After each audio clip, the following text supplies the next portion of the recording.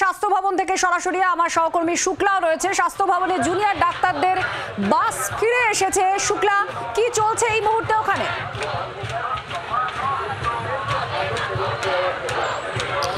আত্রেই যে ছবি এই মুহূর্তে আমরা দেখতে পাচ্ছি, স্লোগানে স্লোগানে এই চত্বর মুখরিত। বারবার করে একটাই স্লোগান উঠছে, আরজি কর বিচার চাই, আমি আরজি কর, তুমি আরজি কর, আমরা প্রত্যেকে আরজি কর, উই ওয়ান্ট জাস্টিস। যে ন্যায্য দাবিতে তারা বলছেন, যে ন্যায্য দাবিতে ছিল সেই দাবিতে এখনো তাদের আন্দোলন চলছে এবং তাদের পাশে প্রচুর সাধারণ মানুষ বিভিন্ন জায়গা থেকে এসছেন। সেই ছবি এখানে দেখলেই একেবারে পরিষ্কার। যারা জুনিয়র ডাক্তাররা তারা যেমন রয়েছে, সাধারণ মানুষ তারা রয়েছেন এবং একই সঙ্গে তারা বলছেন তাদের দাবি একেবারে ন্যায্য দাবি ছিল। এবং লাইভ স্ট্রিমিং কেন হবে না? সুপ্রিম কোর্ট যদি লাইভ স্ট্রিমিং করে থাকে গোটা শুনানি পর্ব, তাহলে তাদের যে দাবি, তাদের যে শর্ত ছিল লাইভ স্ট্রিমিং করা হোক, কেন সেটা হবে না? এই প্রশ্ন তাদের তরফ থেকে তোলা হচ্ছে। আমরা জানি আজকের বৈঠক বসতে গিয়েছে মুখ্যমন্ত্রী মমতা বন্দ্যোপাধ্যায়, সেই সাংবাদিক বৈঠক করেছেন, সেটাও আমরা প্রত্যেকে শুনেছি। কিন্তু এখানে একটু কথা বলবো, তাহলে এবার ওনারা বলছেন তারা তাদের দাবি একেবারে ন্যায্য এবং সেই দাবিতে এখনো পর্যন্ত অনড় তারা। কিন্তু সমাধান সূত্র এবার তাহলে কোন পথে একটু জানার চেষ্টা করি। যারা এই মুহূর্তে এখানে বসে রয়েছেন, স্লোগানিং দিচ্ছেন এবং তারা বলছেন তাদের দাবি একেবারে ন্যায্য। একটু কথা বলবো, দাবি, আচ্ছা এখানে আসি, একটু কথা বলবো। দাবি একেবারে তো ন্যায্য, দাবি তো আপনারা বলছেন একেবারে ন্যায্য, কিন্তু মমতা বন্দ্যোপাধ্যায় বলছেন লাইভ স্ট্রিমিং সম্ভব নয়, এটা তিনি বলছেন। তাহলে এবার কি? এখন আমাদের এখন আমরা মিটিং করে বসবো। আমরা এখান থেকে একদমই ফিরে যাব না। আমরা আমাদের সিএম এর সাথে আবার কথা বলার চেষ্টা করব। আমরা আমাদের দাবি থেকে পেছনে হাঁটবো না। কিন্তু কোন পথে সমাধান? মমতা বন্দ্যোপাধ্যায় বলছেন তারা 3 দিন অপেক্ষা করেছেন, আজকেও 2 ঘন্টার বেশি সময় তারা অপেক্ষা করেছেন, তিনি অপেক্ষা করেছেন। তারপরেও আপনারা আপনাদের দাবি তো অনড় ছিলেন, লাইভ স্ট্রিমিং করতে হবে। কেন এই একটা কথাই বারবার করে আপনারা বলছেন যে লাইভ স্ট্রিমিং আমরা এই জন্যই চেয়েছি, যাতে আমাদের কাছে এবং গোটা জনতার কাছে জিনিসটা ট্রান্সপারেন্ট থাকে। এই লাইভ স্ট্রিমিংয়ের দাবিটা আমরা মনে করি। মমতা বন্দ্যোপাধ্যায় বলছেন যে আপনারা বিচার চান না, চেয়ার চান। বিচার চান না, চেয়ার চান? আমরা বিচার চাই। যদি বিচারই চান তাহলে আজকে আলোচনায় আপনারা এলেন না কেন? কারণ আলোচনাটার যে হতো সেখানে অনেক বদ্ধতর আলোচনা আমরা চাইনি, আমরা লাইভ স্ট্রিম আলোচনা চেয়েছি। বলা তো হলো যে পুরোটা ভিডিও রেকর্ডিং হবে এবং সেটা একেবারে অ্যাজ ইট ইজ থাকবে। না, উনি তো আগেই বলেছেন খোলা মনে আলোচনা আমরা খোলা জায়গাতেই চাই, খোলাভাবে চাই।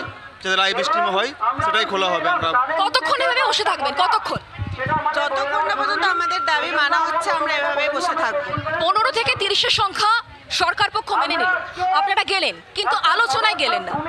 কারণ আমরা তো বলেছিলাম যে আমাদের লাইভ স্ট্রিমিং চাই, সেটা আমাদের মানা হয়নি বলে আমরা আর ভেতরে যাইনি।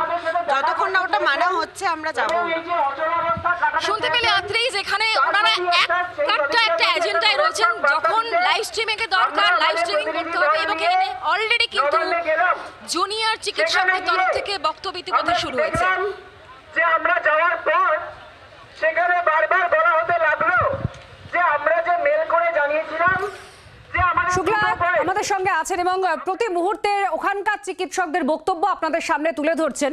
আর খুবই গুরুত্বপূর্ণ যে প্রশ্নটাও এখানে থেকে যায় সেটা হচ্ছে লাইভ স্ট্রিমিং এর এই পয়েন্টে অনার যেখানে জুনিয়র চিকিৎসকরা, এবং আজ মুখ্যমন্ত্রী যে যুক্তি দেখিয়েছেন শুক্লা যে এটা করা সম্ভব নয়, এটা বিচারের আওতায় রয়েছে, সেই জন্য এই বক্তব্য বা এই পয়েন্টগুলো যখন তাদের কাছে পাল্টা মেল আসছিল তখন কি লেখা হয়েছিল? প্রথম কথা এটা। দ্বিতীয় কথা, যদি সেখানে এই যুক্তিটা লেখা থাকতো তাহলে কি তারা বৈঠকের জন্য যেত? এই প্রশ্নটাও একটু জানতে ইচ্ছা করছে এই উত্তরগুলো, যে তারা কি করতেন তাহলে। রাজ্যের প্রত্যেকটা মানুষ যাতে তা দেখতে পান, কিন্তু কি দেখা গেল একদমই আত্রেই আমি সেই জায়গায় জানাতে পারি যেহেতু যে জুনিয়র চিকিৎসকেরা আজকে 30 জনের প্রতিনিধি দল, যদি মমতা বন্দ্যোপাধ্যায় বলেছেন 34 জনের প্রত্যেকে পারমিশন দেওয়া হয়েছিল, তারা গেলেন এবং তারপর তারা খানিকক্ষণ আগে ফিরে এসেছেন। ইতিমধ্যে সাংবাদিকদের মুখোমুখি হয়েছে জুনিয়র চিকিৎসকরা, তাদের বক্তব্য। শুক্লা তুমি সঙ্গে থাকো, ডাক্তাররা বলছেন স্বাস্থ্য ভবনের সামনে থেকে, সেটাই আমরা সরাসরি এবার শোনাবো আপনাদের। প্রত্যেকটা যারা তথা প্রত্যেকটা মিটিংয়ে দাঁড়িয়েছে কিন্তু ভেবে বিচার আজকে যে একটা সদর্থক ভূমিকার কথা, একটা আলোচনার রাস্তা আজকে হয়তো খোলা হবে।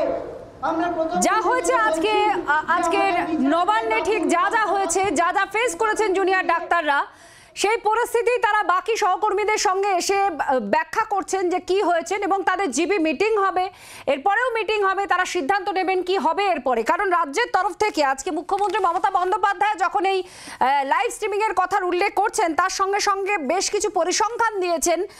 সেখানে বলছেন 27 জনের মৃত্যু হয়েছে, 7 লক্ষ মানুষ পরিষেবা পাচ্ছেন না, গর্ভবতী মারা তাদের মৃত্যু হচ্ছে, প্রসব হচ্ছে না ঠিকমতো, তা নিয়ে বহুল সমস্যা। এই যে লাইভ স্ট্রিমিং সম্ভব নয়, যার জন্য এই বৈঠকটা ভেস্তে গেল, ঠিক কি বলা হয়েছে আজকে মুখ্যমন্ত্রী মমতা বন্দ্যোপাধ্যায় কি বলেছেন, এই লাইভ স্ট্রিমিং কেন করা সম্ভব নয়, তার বক্তব্য শুনুন।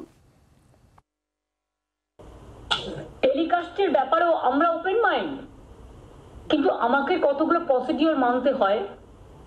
যখন ম্যাটারটা সাবজুডিস থাকে, বিচারাধীন থাকে, আমি যদি সবটাই টেলিকাস্ট করি সুপ্রিম কোর্টের কেস নিয়ে, কেউ যদি হট করে, কারণ বাইরে আমরা অনেকগুলো দেখেছি যেখানে সিজেকেও ক্রিটিসাইজ করা হয়েছে সুপ্রিম কোর্টে, হট করে যদি কেউ এই নিয়ে মন্তব্য করেন, তাহলে আমার কি দায়বদ্ধতা থাকবে না?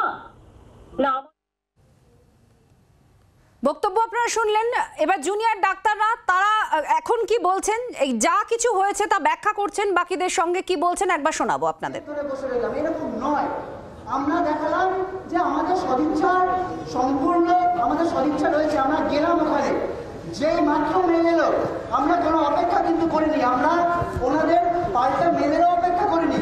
আমরা নিজেদের গাড়ির ব্যবস্থা করে আমরা 30-32 জন প্রতিনিধি নবান্নের উদ্দেশ্যে গেলাম। ওখানে গিয়ে আমরা 1 ঘন্টা 2 ঘন্টা 3 ঘন্টা অপেক্ষা করলাম।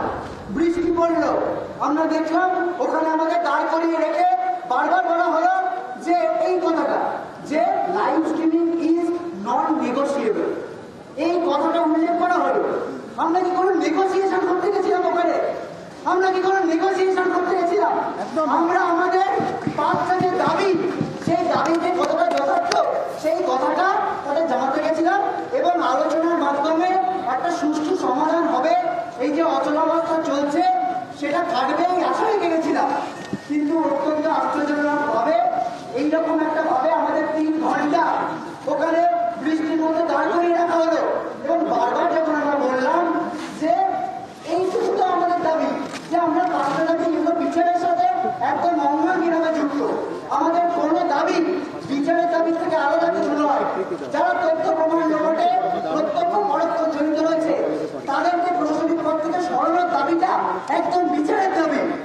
যে ভয়ের রাজনীতির জন্য আজকে অভয়ের মতো ঘটনা ঘটতে পারলো, তথ্য প্রমাণ লোপাটের চেষ্টা চলতে পারলো, সেটাকে উৎখাত করে দেওয়ার দাবি বিচারের দাবি।